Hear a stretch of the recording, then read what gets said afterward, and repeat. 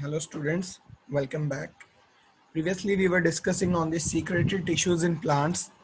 Along with the meristematic and permanent, the secretory are the another class in the plant tissues. The secretory tissues were those tissues which secrete something, means that group of cells or those group of cells which are specialized to secrete any kind of the chemical, liquid, fluid, latex, etc. In the secretory tissue, we have discussed about the two type of the tissues. One were the lactiferous tissue, another one was the glandular tissues. Latex secreting cells were called a lactiferous tissue, and the glands which secrete something were called glandular tissue. So we have discussed about the external glandular tissues, those glands which are present above the epidermis or on the outer surfaces. Those were called external glands, and whenever the external glands secrete something, they were called external glandular tissues. So in today's video particularly, we will discuss about the internal glandular tissues.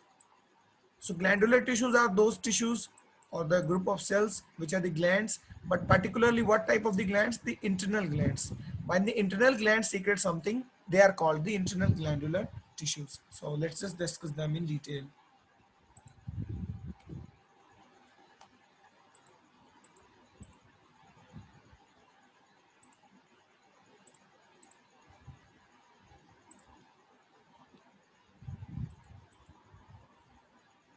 So here we are. So as I discussed earlier, the glands which are embedded or present internal to the tissues, means this is the epidermis.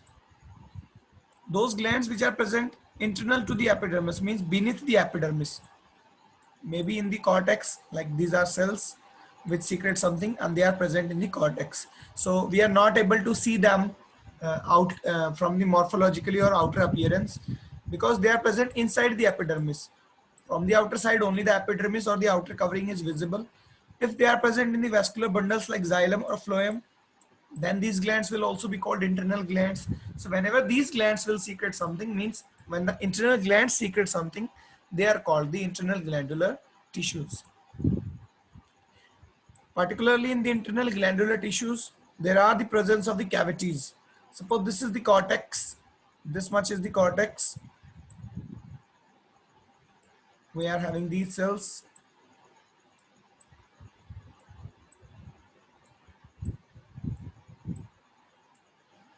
These are the cells. So this place forms a kind of cavity.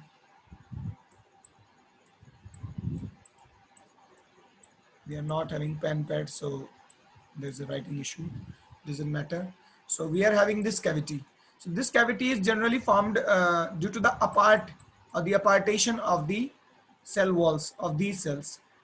As the cell walls move apart, there creates a cavity. This cavity can be hollow or can be filled. So it generally arises due to the separation of the cells due to enlargement of intracellular spaces. First, the intercellular spaces were like this, maybe very small. Suppose these were the forces. This was the little intercellular space or very less intercellular space. As the cells separate apart,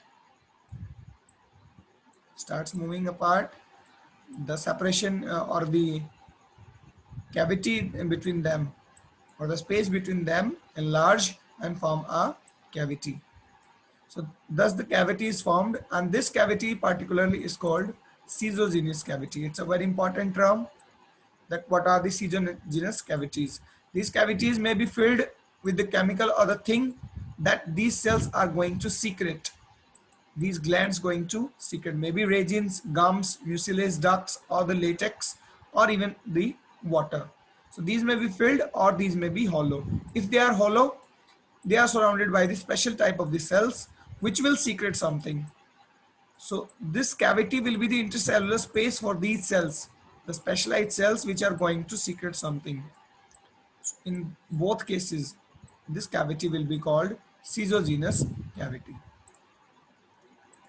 So these are some basic things about the internal glands and the internal glandular tissues. Okay, next we are going to see some internal glandular tissues. So here are some examples or some terminologies in the internal glandular tissues or some types of the internal glandular tissues. One could be the oil glands. There are many plants which secrete oil. There are a few plants which secrete oil from their outer surface. So those oil glands will be considered in the external glands.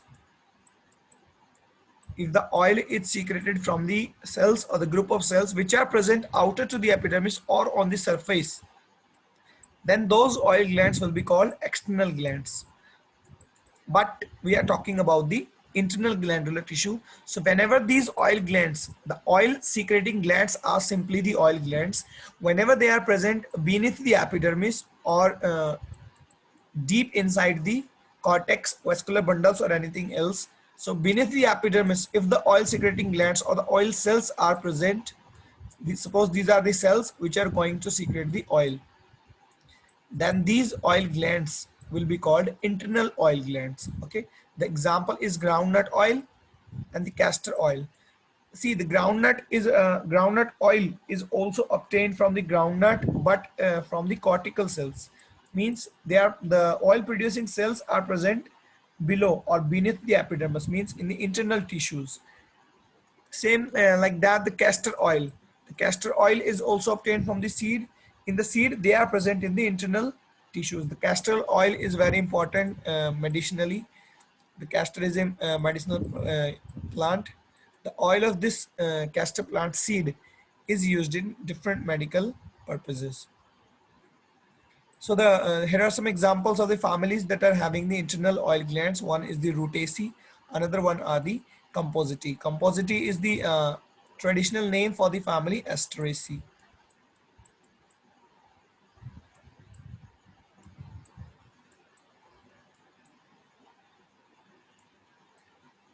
Okay, so next are the resin ducts. Resin is also a kind of the liquid or a fluid like the latex. Resin is also made up of the proteins and proteins, of course, the amino acids and some sort of the sugars or the organic acids. So resin may be a secondary metabolite for plant or maybe a primary metabolite in some plants. So this resin, it's secreted from the glands which are called the resin ducts. And the example of the resin secreting ducts or the resin ducts is the pinus. The conifer pinus is a gymnosperm. Okay, the division is the gymnosperm and the class is the conifers. So pinus particularly having the resin ducts, and these resin ducts are generally present in their woods, means in their xylem. The wood of the pinus having the resin canal which is present on the other than the fusiform initials, means suppose this is a wood. We are studying the anatomy, we will discuss that what is fusiform initials and what are ray initials in the cambium. So in the wood, there you can see there are some rays present. We have generally seen on the wood there presence of the rays. So these rays are having resin canals. On the rays, there present some canals. Canals means these are the cavities. If you see the TS, the transverse section, we will see them in circular shape. This will be watched or looked as circular. If we can imagine it in the longitudinal section, suppose this is the stem. So even in the throughout the stem, these are the canals. These are the networks like this. There is a proper network of these resin canals throughout the length of the stem. That's why they are also called the canals or the resin ducts. So the proper function or the particular function of these ducts is to secrete resin. Okay, so these are only the special kind of the cells that are present in the wood of the pinus. Another one are the mucilage ducts. These are also present in the cycas or the gymnosperms. So the gymnosperm, mainly the cycas, sorry. The cycas is a gymnosperm. In the cycas, the mucilage, a kind of a fluid like the resin or the latex, that is secreted from the stem of the cycas. The mucilage secreting cells or the glands are present particularly in the stem of the cycas. Another one are the most important, that those are the hydrathoids. Hydrathoids are called water secreting glands, or they are also called the water stomata. They are just similar like a stomata because the water is also transpired through the stomata. In the process of the transpiration, the water moves out into the environment, into the dry environment, due to osmotic concentration or due to the water potential gradient. Whenever the environment is dry, the water from the plant, it means the water having more water potential, and water move from its high water potential to low water potential. So the water diffuses out into the environment through the stomata. Same like the stomata, these are the kind of openings that are generally present on the margins of the leaves, not on the surfaces like this. At their apex they are having the openings. On these sides they are having openings that opens in this environment, and internally they are connected with these vessels and tracheids. So vessels and tracheids of the xylem and xylem of the leaf, we are talking about the leaf. Hydrothods are present in the leaves. So the xylem and phloem, sorry, the xylem of the leaf is fulfilled with the water. So that water just diffuses or osmotically moves outside, okay, and just evolve from these pores. Out of these pores, which are called the hydrothods, the water exude out, okay, exude out upper on the upper surface of the leaves by the process of guttation that we will discuss in the active transport of the water. That through due to the root pressure, the excess of water, the excess of water in the stem transported to the branches, and if there is much abundance of the water, even this water from these branches moves into the leaves, and through the leaves, and in particularly the leaves, there are the openings which are opened directly into the environment, and through these openings the water diffuses out of the leaf and will just scattered on the surface of leaf. So on the surface of leaf, the drops of the water will be present during the morning, because the active absorption occurs during the night. So just after the active absorption during the morning time, these water droplets can be seen on the leaves. The phenomena is called guttation. Okay, the root or the openings through which that water exude out, those openings are called hydrothods, not the stomata, because in the stomata the water transpired away by the process of transpiration. So water also moves out by the stomata and mainly by the stomata, but that process is transpiration. In the hydrothods, water moves out, but through the openings which are not regulated by the transpiration. So hydrothods are the another openings which are regulated by the root pressure and the phenomena called the guttation. Okay, so these are simply the water secreting glands, and the example is the pistia plant. Last one are the choke glands. Choke glands are also the internal glands, those glands which secrete the chalk or the calcium carbonate. There are few plants which secrete the chalk. The chalk can be seen on the upper surface of the leaves. There will be white dots if you see in the microscope or through some stage microscope which have high magnification power. So we can also observe them in those simple microscopes. There will be some white particles, white in color. So these are the chalk, and the chalk are obtained from the chalk secreting glands. These glands reaches out to the upper surface also, but they are originated from the internal surfaces. Suppose these are the chalk secreting glands, they are having projections like this on the upper surface also. So this doesn't mean that it will secrete, it is secreting chalk and it is present on the upper surface. It is originating from the internal surfaces. That's why it is called the internal glandular tissue. So the example of the plant is Limoneriastum plant. The Limoneriastum plant secretes the chalk or the calcium carbonate. So we are going to look upon some tissues by some pictures or diagrams. Here we are. This is the anatomy of the leaf. This is the upper epidermis and the lower epidermis. In between we are having the mesophyll cells. Okay, particularly the palisade parenchyma. These are the spongy parenchyma. So this is about the anatomy of a particular leaf. So in this special type of the plant, okay, suppose groundnut oil, the castor oil or the castor plant. So in those plants, these are the oil glands. These are the glands or the cells. Okay, this is the seasonous cavity. There is a single oil cell. They may be present in the bunches, but here we are showing the single oil cell. This cell is going to secrete the oil.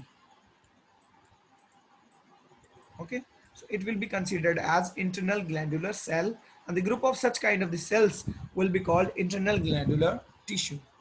Here's the another example of the resin ducts. These are the vessels, because as I told you earlier, the resin ducts or the resin canals are present in the wood.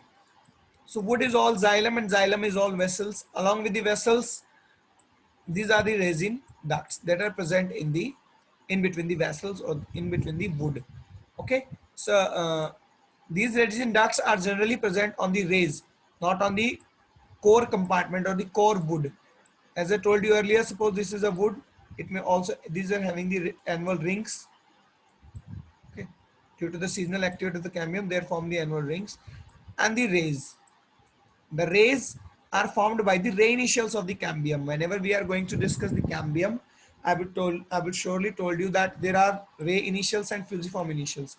The rays are formed from the cambium's ray initial. This other part, this core wood, is formed from the fusiform initials. So on these rays, particularly on these rays, not on the complete wood, only on the rays, the resin canals are present. Why these are canals? Because they are embedded throughout the length of the stem. So the example was pinus, and they are going to secrete the resin. This red is the resin, and these are the epithelial cells. Okay, this is the cavity. The cavity is surrounded by the epithelial cells, which are going to secrete the resin. So it is also a ciliaginous cavity, but this is hollow.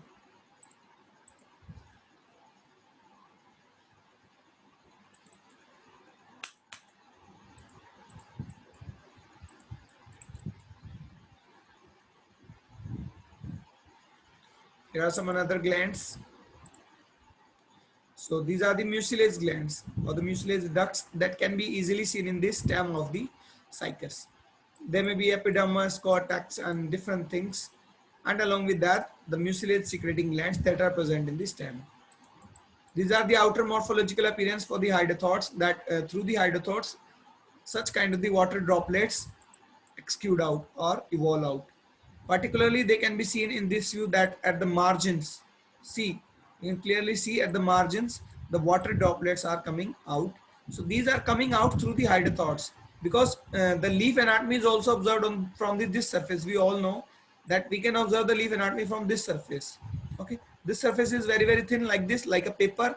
But whenever we are make it broad, if we draw it very broad like this, like a belt, okay, so even in this thin surface, it is having an upper epidermis, it is having a lower epidermis. In between there are the vascular bundles, the mesophyll cells, okay, and the network of the xylem and phloem that reaches out in form of the veins. Okay, the reticulate venation or the parallel venation that rises from the leaves. So these veins are scattered, means the xylem is scattered throughout the leaf, and particularly at the margins there are some special openings. After these openings, there may be cortical cells, and in the depth there is the xylem vessels and tracheids. So from xylem vessels and tracheids, the water diffuses out or moves out by osmosis from living cell to living cell and reaches to these openings. Okay, so the water moves along the water potential gradient, because in the xylem of the leaf, since root pressure is very high, so the leaf xylem will be engulfed with water. In the leaf xylem, there will be enough amount of the water. Okay, so this water will move along the concentration gradient. So in the cortex of the leaf, there will be less water concentration. So water will move out from the xylem to the cortex. So the whenever the water will reach the cortex, that water will also start moving in the dry area. So it will move to the hydrothorax or the openings, and finally exude out or open out or come out through these hydrothorax, and that can be seen on the margins of the leaves like this.